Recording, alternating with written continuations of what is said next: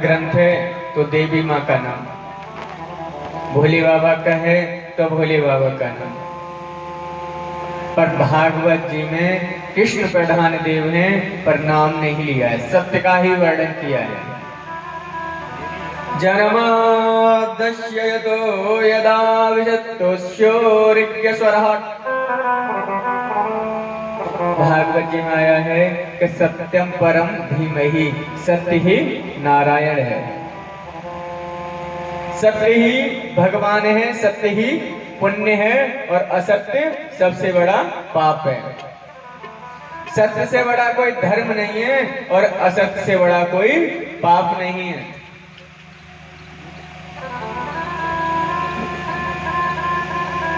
भागवत जी में धर्म का पूर्ण निरूपण किया गया है।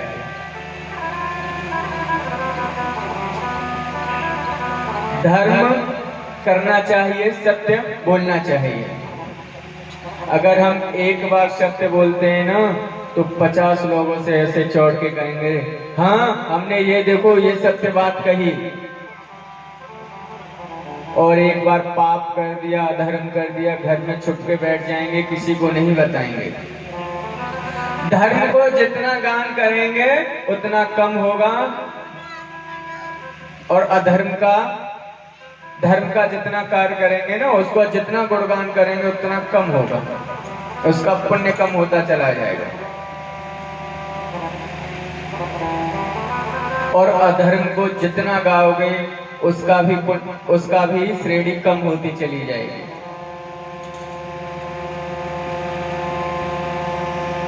ईर्ष्या नहीं रखनी चाहिए, ईर्ष्या भी अधर्म में आती है। भागवत कथा सुननी नहीं चाहिए, पीनी चाहिए, ये तो पीने योग्य है।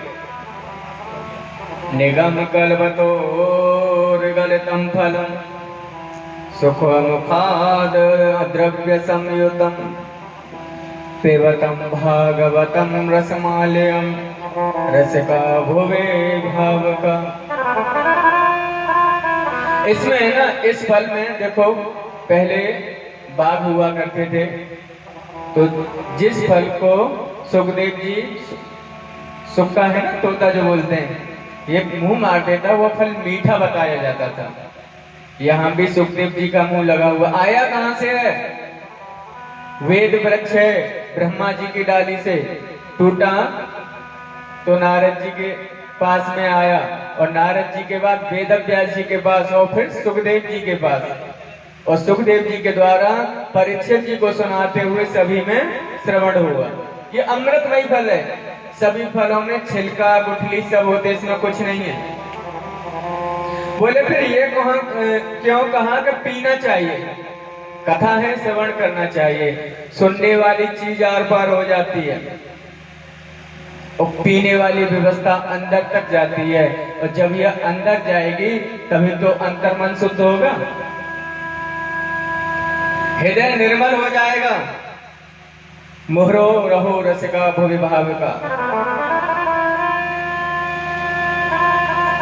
आज सूर्य महाराज सोनकाद ऋषियों को भागवत कथा के मंच पर बैठकर कथा श्रवण करा रहे हैं। देखो बहुत से संत लोग बैठे हैं, एक व्यक्ति प्रश्न पूछता है सभी की तरफ से।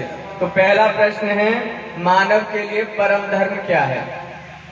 दूसरा प्रश्न मानव को किस देवता की पूजा करनी चाहिए?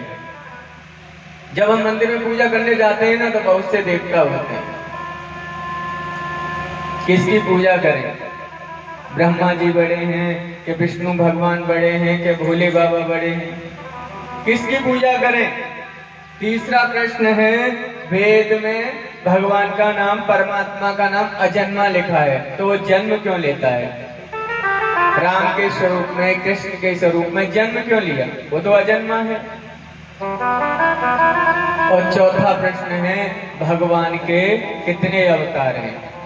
कोई 10 अवतार, कोई 12, कोई 24, और कलयुग में तो अवतारों की कमी ना है।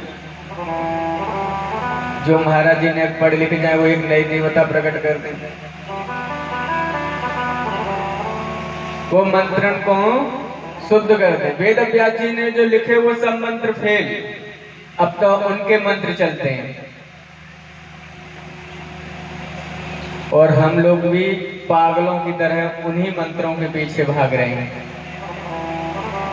हमारे ऋषियों मुनियों ने जो अभी होने वाला वो पहले लिख दिया।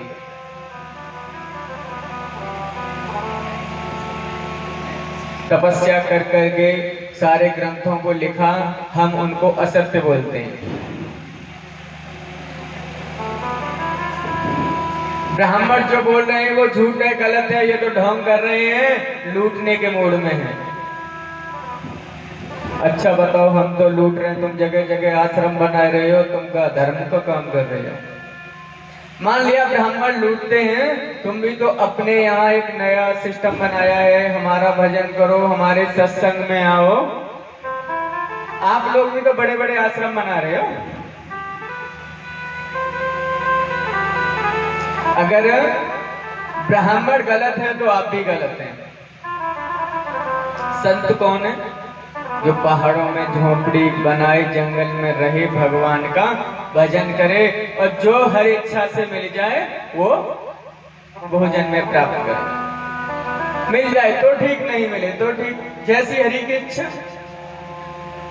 और मैया शहरों में या गांव में एक नई व्यवस्था और लागू हो गई है कि चलो बहन सत्संग को चल रहे, गुरु जी को सत्संग है। पहले संतों के सत्संग हुआ करते थे, अब गुरुजी के सत्संग होते हैं। मैंने कई मैयाओं से पूछा, मैया सत्संग है क्या? एक दो जगह देखा भी, अब कुछ नहीं, गुरुजी का फोटो लगाया और बस मैया ने एक दो भजन किए, उसके बाद बढ़िया समोसा, जलेबी, बर्फी का नाश्ता, और आप सही में दो चार बहनें की इधर उधर की कही और घर को निकल आए। अब सत्संग हमारी तो समझ में नहीं है। माता को सर्वप्रथम माताओं का गुरु पति होता है, तो किसी भी स्वरूप में हो और कैसे भी व्यवहार में हो। माताओं को सास ससुर की सेवा करनी चाहिए। अब मैया सोचेगा हम पे तो बहुत पैसा है, हम जो अपने सास ससुर की करें, जैसे करोगे मैया वैसे ही करा लोगे। अगर पिता पुत्र के सामने अपने पिता का सम्मान करेगा तो अपना सम्मान पाएगा। आप अपने पिता को गाली देंगे तो इंतजार ज्यादा नहीं करना है, थोड़ा सा समय और लगेगा, आपको वही व्यवहार मिलेगा। भागवत कथा ये नहीं है, भागवत कथा ये नहीं है कि चार जो कथाएं हैं उनको मैंने आपको सुनाया, वो तो आप रोज सुनते हैं, रोज पढ़ते हैं। हिंदी की नई नई पोथियां, नई नई पुस्तकों में रोज नई नई कथाएं आ रही हैं। पर भागवत कथा का मतलब है वहां के सुंदर शब्दों को अपने जीवन में उतारना। मंदिर में जाते हैं, भ्रमित हो जाते हैं कि किसकी पूजा करें।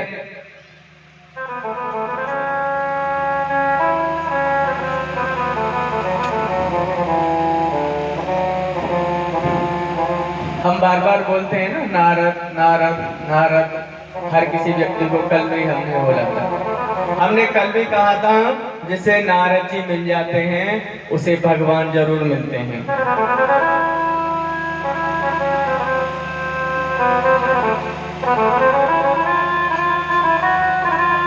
जिसने नारद का दर्शन किया उसे गोविंद की प्राप्ति हुई है।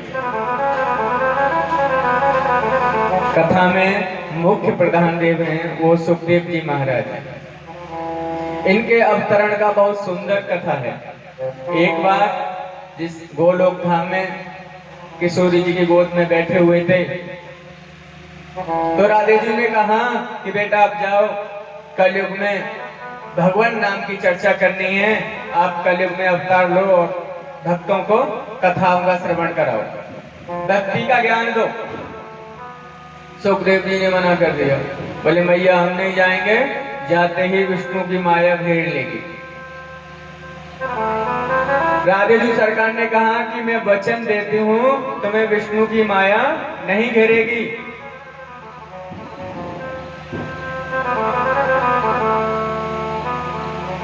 वहां से ये चल दिए कैलाश पे।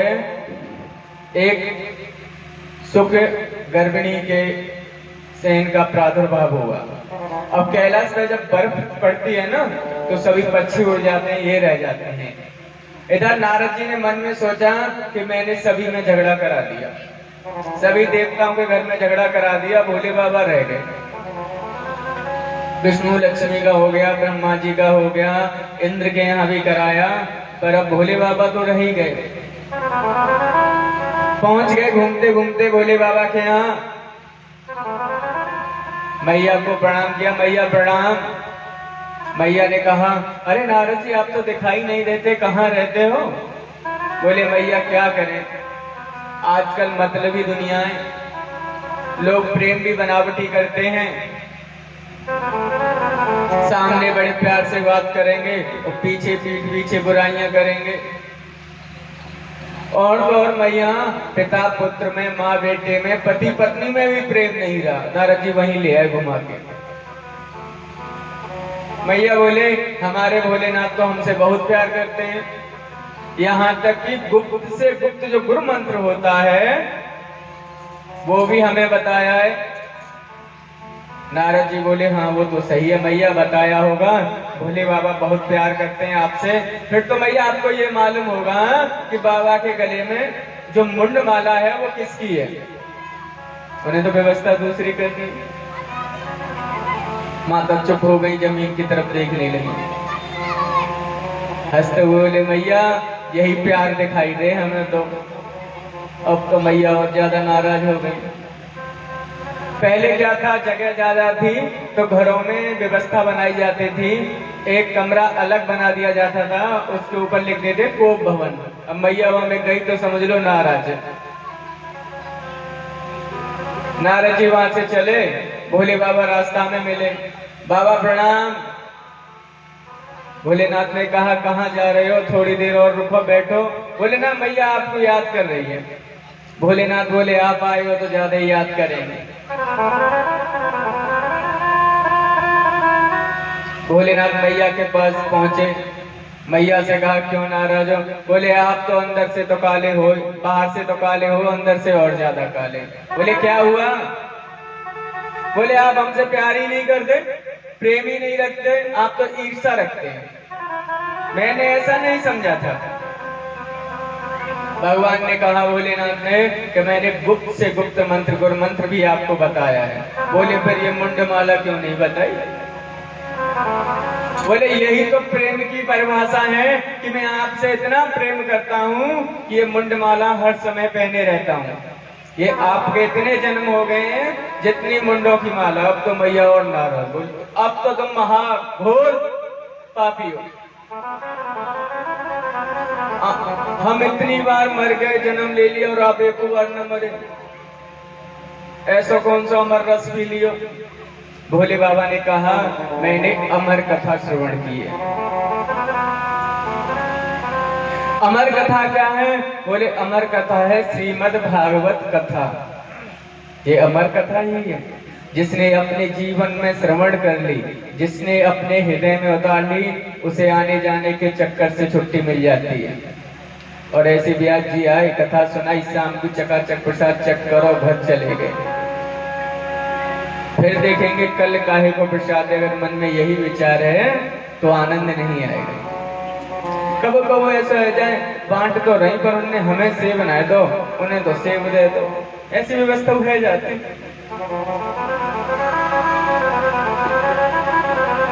कथा में प्रसाद लेना चाहिए, पर जो प्रेम से मिल जाए उसे भगवान का अमृतमय प्रसाद समझ के सेवन करना चाहिए।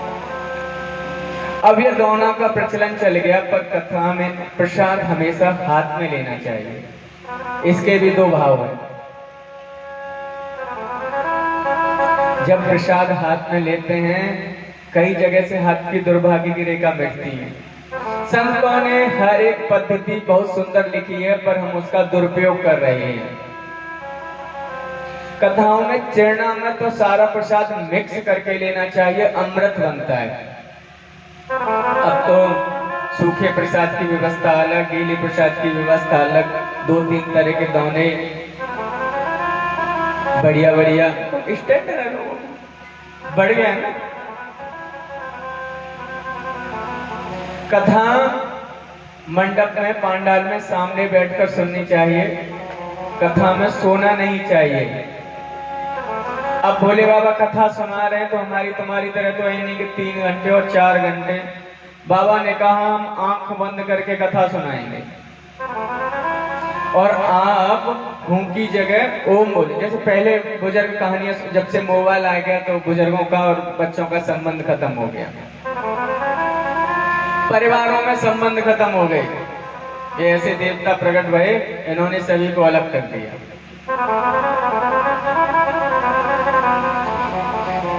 बुजुर्ग पहले छोटे छोटे बच्चों को कहानियां भगवान के उपदेश देते थे तो हुंकरा बोलते थे उसे।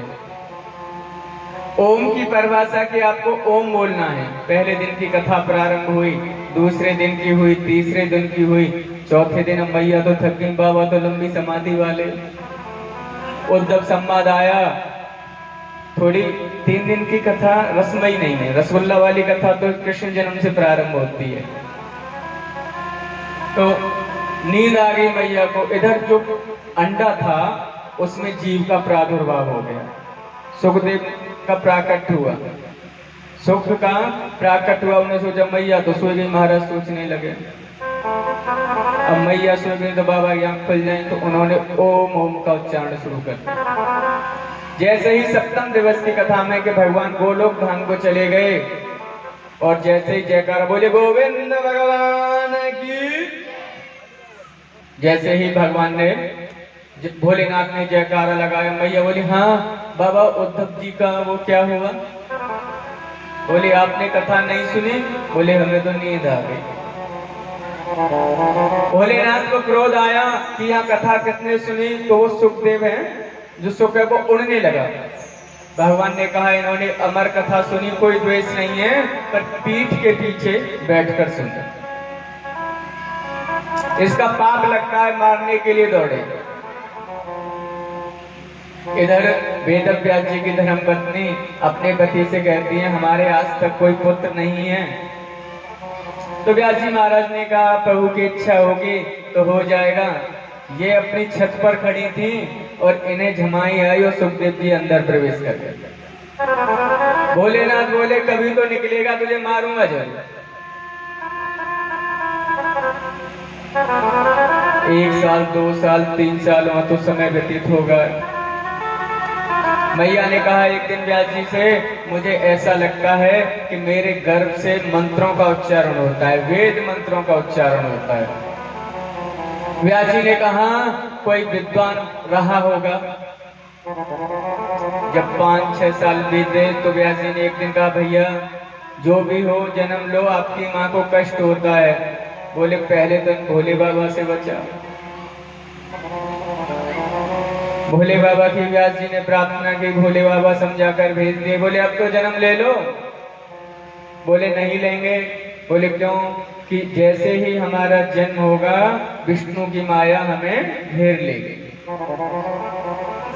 हम और आप कितने ग्रसित हैं सोचिए। इतना विद्वान संत, राधा रानी जी की गोद में खेलने वाला संत आज वेदव्यास जी के यहाँ जन्म लेने को तैयार है, पर आज भी राधा रानी पर भी विश्वास नहीं है।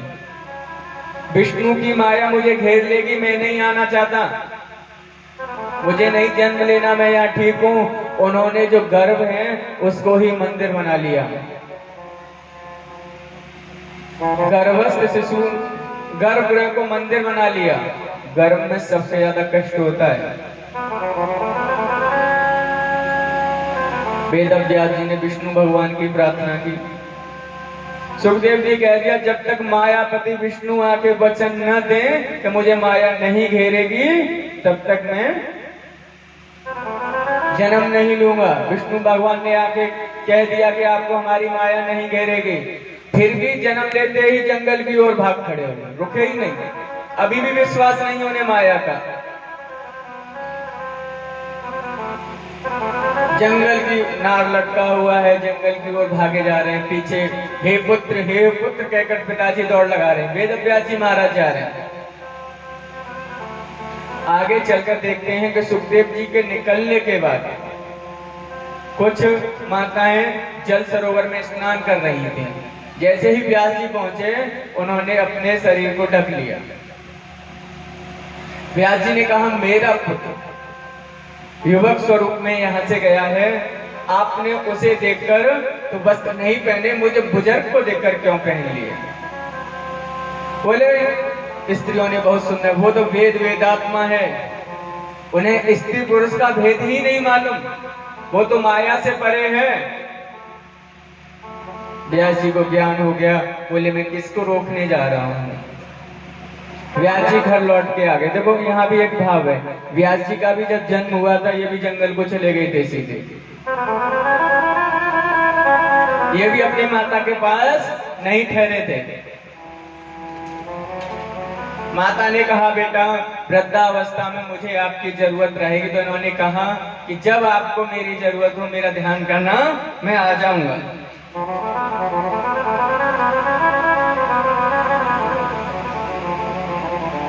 आज सुखदेव जी जंगल में भगवान का भजन कर रहे हैं। आपको भी एक छोटा सा भजन सुनवा दें। रामे का गुणगान करिए, रामे का गुणगान करिए, रामे का गुणगान करिए, रामे का गुणगान करिए। राम प्रभु की भक्ति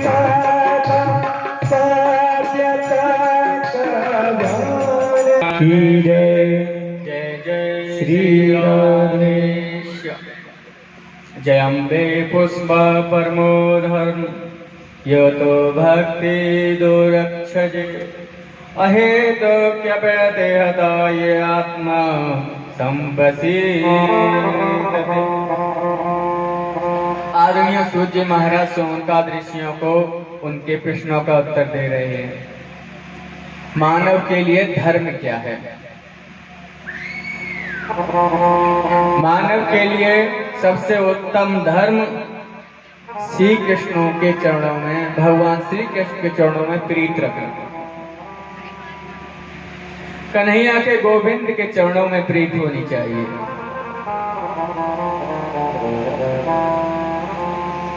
निष्काम भगवान की सेवा करनी चाहिए, निष्ठा पूर्वक।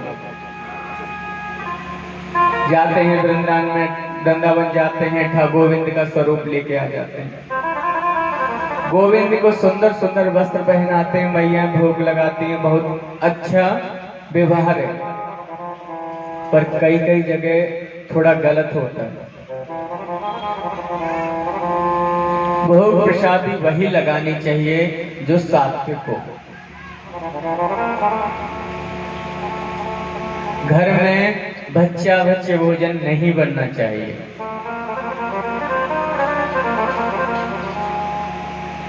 लोग कहते हैं हम लहसुन प्याज खाते हैं तो भगवान को भी खिला सकते हैं। हमसे सवाल करते हैं कि भगवान प्याज लहसुन जमीन से आता है तो कंदमूल है, खाना चाहिए, इसमें क्या द्वेष है? हम भी कहते हैं भैया खाना चाहिए, कंदमूल है। अब पर हम भी ब्राह्मण है, जवाब देना भी हमारा धर्म है। गाय का भी दूध होता है, भैंस का भी दूध होता है, और जीव जंतुओं का भी दूध होता है, उसे क्यों नहीं पीते? गाय भैंस के दूध में ही क्यों टेस्ट आता है आपको? दूध तो दूध है। अन्य जानवरों के दूध में इससे ज्यादा प्रोटीन है। अगर लहसुन प्याज जमीन से आता है तो उस दूध को भी पीजिए ना महाराज, वो भी तो दूध है।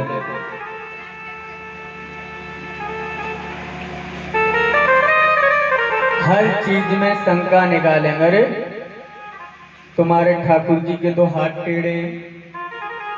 भगवान निराकार है, हम उन गुरु जी के शिष्य हैं, भगवान दिखाई नहीं देता, निराकार है, ओंकार है। हम कब मने कर रहे हैं भगवान का आकार है, हम भी निराकार कह रहे हैं। पर निराकार को ढूंढने के लिए अपने आकार को तो पहचानो। जो निराकार को देखना चाहते हैं वो अपने आप को पहचाने, जो निराकार को देख लेता है वो दूसरों में गलतियां नहीं देखता। जिसने निराकार का ध्यान किया वो स्वयं में मग्न हो जाता है, उसे किसी दूसरी परिस्थिति का ज्ञान नहीं होता। तुम कैसे निराकारी हो, दूसरों में गलतियां ढूंढ रहे हो। भगवान से कभी ये प्रार्थना नहीं करनी चाहिए कि हमारी फैक्ट्री चल जाए। भगवान से प्रार्थना करें हमें कुछ नहीं मालूम, ये सारे कार्य आपके हैं, हमारा जीवनोपार्जन, जीवन की जितनी भी व्यवस्थाएं हैं आप कैसे चलाएंगे आपके हाथ में है। गोविंद स्वयं अपने हाथ में सारी व्यवस्थाएं ले लेता है। एक प्रचलित घटना है वृंदावन की, सभी ने सुन रखी होगी। भूतेश्वर रेलवे स्टेशन पे एक मालगाड़ी रुकती थी, तो वो मालगाड़ी कम से कम 2 घंटे वहां रुकती थी, प्रतिदिन का नियम था। और उसमें जो गार्ड बाबू थे उनका जो डिब्बा था बिल्कुल मंदिर के सामने आता, वो वहीं भजन कीर्तन होता उसमें बैठ जाते और कीर्तन करने लगते। ये कलयुग की है, मैं तुम्हें पुराणों की कथा नहीं सुना रहा हूं, वृंदावन की सत्य घटना। प्रतिदिन उनका यही नियम रहता, जैसे ड्यूटी रहती वहां कीर्तन करते। एक समय आया कि वो कीर्तन करते रह गए और गाड़ी निकल गई। 2 घंटे की जगह 6 घंटे हो गए। उन्हें एक वाहन की व्यवस्था की, जिस रेलवे स्टेशन पे गए वहां उनको खुद के साइन मिले। जिससे पूछा उन्होंने कहा अभी तो आप गए हो, कुछ देर पहले साइन करके। झांसी के रहने वाले थे, वहां जाके देखा तो वहां भी उनके सिग्नेचर थे ड्यूटी ऑफ होने के। उसी दिन से सब कुछ छोड़ दिया। गार्ड बाबा के नाम से मशहूर हुए वृंदावन में। भोलेनाथ कहो चाहे कृष्ण कहो, पर तल्लीन हो जाओ, भगवान के मांगो तो यही मांगो कि हमें सद्बुद्धि दें, भक्ति दें। हमारे कहकार कैसे चलेंगे वो आप देखिए। मंदिर में पूजा करने जाएं तो श्रेष्ठ देवता कौन है? पहले तो मंदिर के गर्भगृह में ज्यादा मूर्तियां नहीं रखनी चाहिए।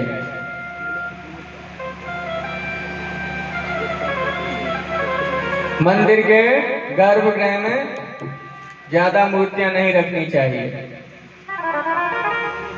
भगवान का कोई एक ही स्वरूप होना चाहिए। मंदिर बनाना आसान है, पर बाद की व्यवस्थाएं बहुत कठिन रहती हैं। जिन्होंने मंदिर की व्यवस्था की है आजन्म मंदिर की सारी व्यवस्थाएं संभालनी चाहिए। मंदिर में भगवान की मूर्ति रख दी, प्राण प्रतिष्ठा करा दी, काम हो गया ये नहीं, फिर सेवा कौन करेगा?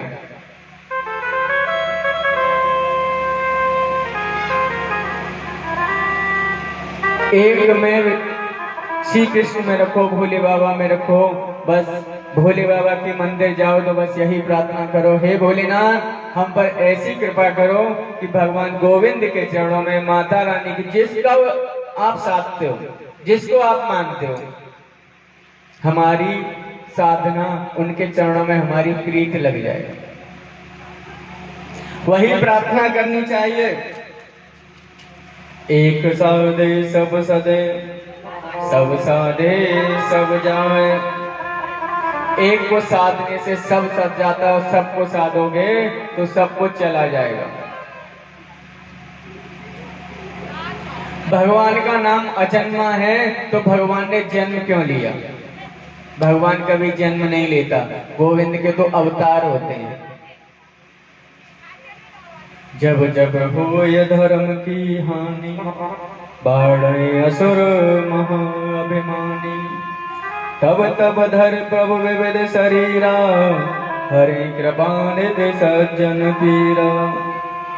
जब जब धर्म की हानि होती है भगवान का अवतार होता है।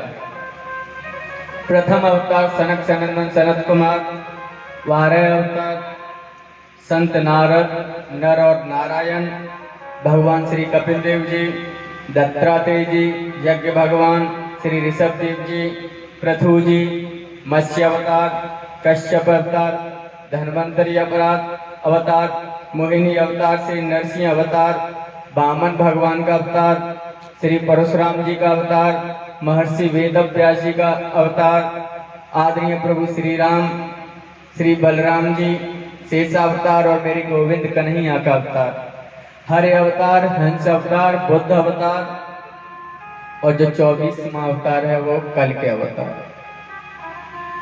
आज हल छठ पूजा है। कोई बलदेव जी का जन्म बता रहा है, कोई कुछ भी बता रहा है। आज हल छठ पूजा है और ये बलदेव जी वाले हल की पूजा नहीं है। एक छोटा सा प्रसंग आता है कि एक बार मैया बच्चे को साथ में लेके गाय का दुग्ध बेचने के लिए गांव में गई हुई थी। आज शहर का नाम हो गया, पहले छोटे छोटे गांव और बड़े गांव हुआ करते थे। तो वह बच्चे को झाड़ी में रखकर गौ दूध बेचने चली गई। तो आज उसने गाय के दूध को भैंस के दूध को गाय का दूध बता के सभी को वितरण कर दिया। सभी ने ले लिया। इधर एक किसान हल जोत रहा था तो बैल भड़क गए।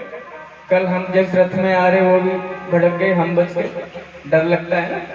तो वो हल है ना, बच्चे से टकराया और बच्चे की मृत्यु हो गई। मैया लौट के आई तो देखती है कि बच्चे की मृत्यु हो गई है। तो मन में बड़ा खेद हुआ, ज्ञान हुआ कि मैंने पाप किया है, मैंने झूठ बोला। फिर नगर में गई, सभी को बोला कि मुझसे पाप हुआ है, मैंने भैंस के दूध को गाय का दूध बताकर और मेरे बच्चे की मृत्यु हो गई। सभी ने क्षमा कर दिया और बच्चे का जन्म हो गया।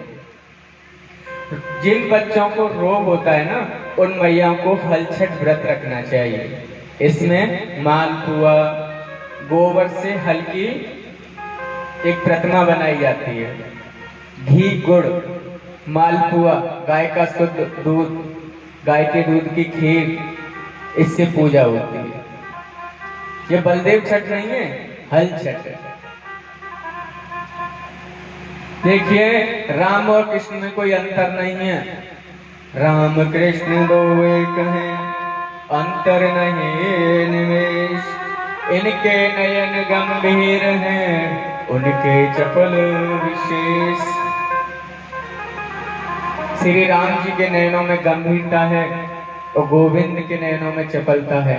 श्री राम ने जो जीवन में किया वो करो और कृष्ण ने जो कहा वो करो। शंकाएं करते हैं, अरे कृष्ण तो चोर हैं, माखन चोर हैं, चीर हरण करने वाला है। ये तो याद है, पर गोवर्धन उठायो बाबू को याद है कुछ? अरे भैया या नीलमौलेश्वर पहाड़ी उठा लो कोई।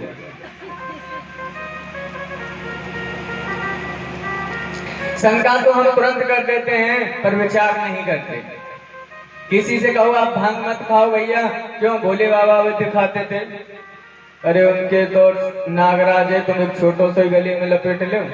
उन्होंने टनों के सामने विष पिया था, आप 50 ग्राम ही पी लो। भोलेनाथ भंग का पान करते हैं, भांग हम चढ़ाते हैं, वो भोग प्रसादी है। उस विष को शांत करने के लिए जहर को जहर ही मारता है। भगवान ने जो किया वो हम कर सकते नहीं है।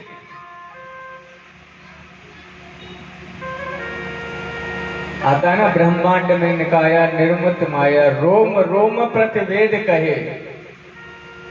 उसके रोम रोम में ब्रह्मांड का वास है और हम उनकी परिभाषा लेते हैं।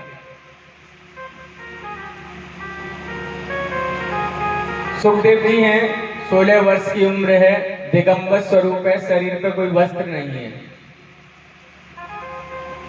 भगवान के भजन में इधर वेदव्यास जी के मन में विचार आया, आंख बंद करके देखते हैं तो दुनिया में त्राही त्राही हो रही है। सभी लोग अपने अपने कर्मों में व्यस्त हैं, रो रहे हैं, हंस रहे हैं, खा रहे हैं। वेदव्यास जी ने ग्रंथों की रचना की। एक वेद था ऋग्वेद, 4 वेद बना दिए, ऋग्वेद, यजुर्वेद, सामवेद, अथर्ववेद। लोग वेदों की परिभाषा नहीं जानते, गलत व्यवहार करने लगे। वेद में जो शब्द हैं क्लिष्ट हैं, उनकी परिभाषाएं बहुत सुंदर हैं, पर थोड़े से बढ़ जाने के कारण उनकी परिभाषा ही गलत कर दी। वेद व्यास जी रोने लगे तो नारद भगवान आए, बोले आप रोते क्यों हो? बोले दुनिया में सब लोग अपने अपने कर्मों में लगे हुए हैं, धर्म कार्य नहीं कर रहे हैं, पापमय जीवन जी रहे हैं, मैं क्या करूं? नारद जी ने कहा मेरे पिताजी ने मुझे भागवत जी के 4 मंत्र दिए थे, वो चतुश्लोकी भागवत बोलते हैं, उसका शुद्ध विवेचन कीजिए। बोले मैं तो बुजुर्ग हो गया। बोले संतों की शरण में जाइए, और संतों की शरण में जाने से सब कुछ प्राप्त होता है। संतन के संगे लागी रे, लागी रे, तेरी अच्छी बनेगी, अच्छी बनेगी तेरी बिगड़ी बनेगी, अच्छी बनेगी तेरी बिगड़ी बनेगी।